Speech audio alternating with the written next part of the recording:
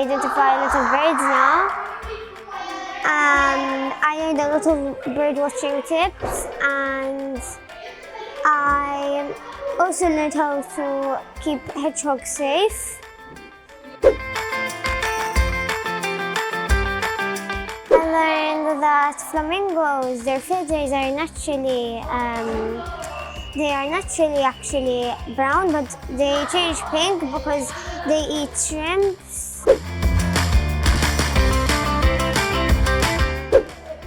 I love that we can go to different nature reserves sometimes.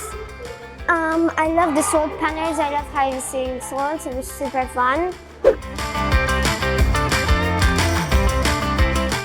So then when there's more nature gardens, then we can take care more of the earth.